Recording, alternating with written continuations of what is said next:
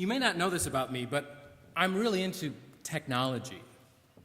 In fact, that's why I was gone the last 2 weeks. I was part of the Technology and Ministry Work Group of the American Academy of Religion in San Francisco.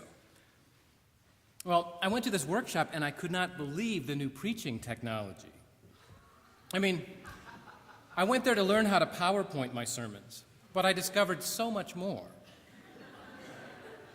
Get this, they're using mind-reading technology now. Really. I had no idea they were that close to being able to read people's minds. How great would that be if you could hear people's thoughts while you were in the process of delivering your sermon? You could actually alter your sermon in response to what people were thinking. Well, I have a little surprise here for you today, people. I talked them into loaning me a beta version of the program, a test version, and I'm actually going to try out this very new preaching technology here today. And this device, I hope, will allow me to hear your thoughts while I'm actually delivering the sermon. Now, rest assured, no one else will be able to hear your thoughts. I will be the only one who will be able to hear what you're thinking. And in this way, I'll be able to customize my sermon to answer your deepest, most profound questions, and thoughts, and intuitions as I actually am in the process of preaching. So, just a moment while I get started here.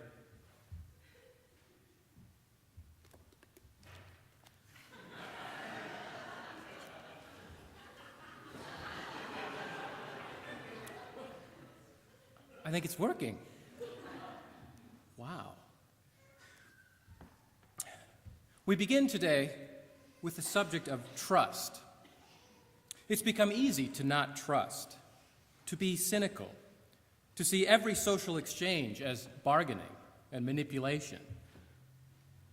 I can tell by your thoughts that many of you are agreeing with me. I think this is really working.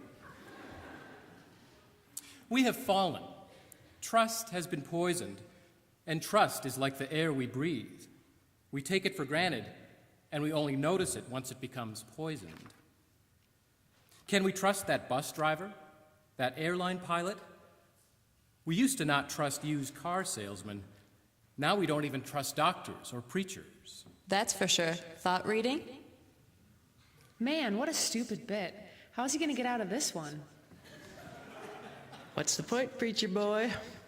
Can you guys hear that? Can you? You're not supposed to be able to hear that. Let me try a reset. As I was saying, people, trust is like the air we breathe.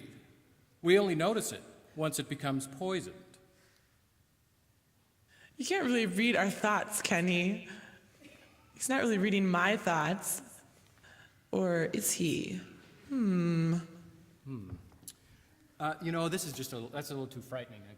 I don't want to embarrass anyone because I just never know what people are going to be thinking. So I think I'll just shut it off, and maybe we'll try it next time.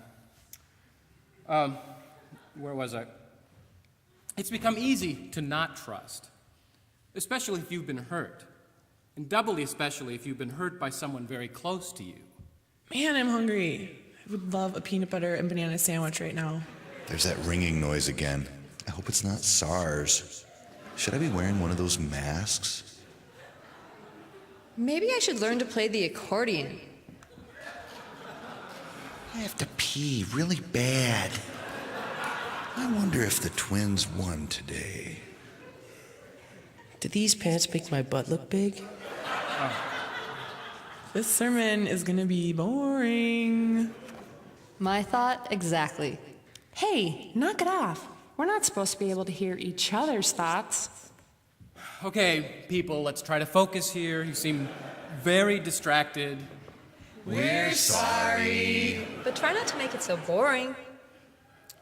Anyhow, as I was saying, about trust, it's become easy to not trust, to become cynical.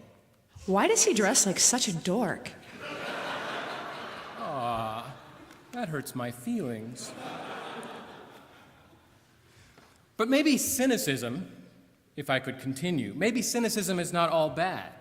Maybe it can be a good thing. I mean, there are plenty of things we should question. we should be cynical about. I have got to get groceries tonight. Let's see. I need milk, eggs, butter, chicken, cheese. 5 items. Can remember that? Milk, eggs, butter, chicken, cheese. Milk, eggs, butter, chicken, cheese. Chicken cheese.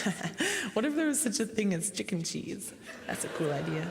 Oh yeah, chickens don't give milk. They're not mammals, not mammalian. That's a cool word too, mammalian. Have you read the new Eggers novel? It's so mammalian.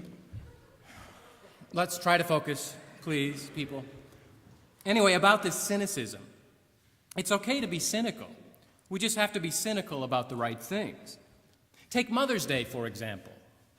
Mother's Day. Oh, I can't believe I forgot. No card, no flowers. I'm the worst son in the history of the world. I have to remember to call my mom when I get home. And then next week I can take her to lunch at one of those mom-type places like Muffaletta or W.A. Frost. Yeah, I can really be a good son, but I have to remember to call her. Here, I'll write it on my hand. C-A-L-L-M-O-M.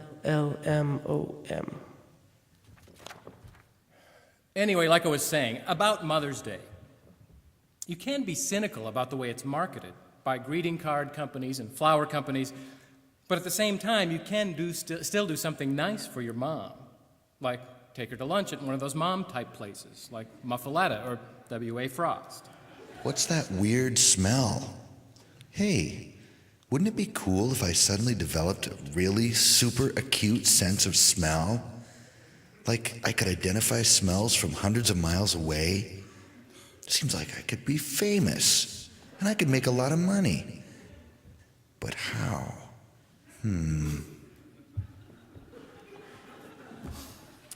For a while at House of Mercy, we toyed with the moniker cynical Christians.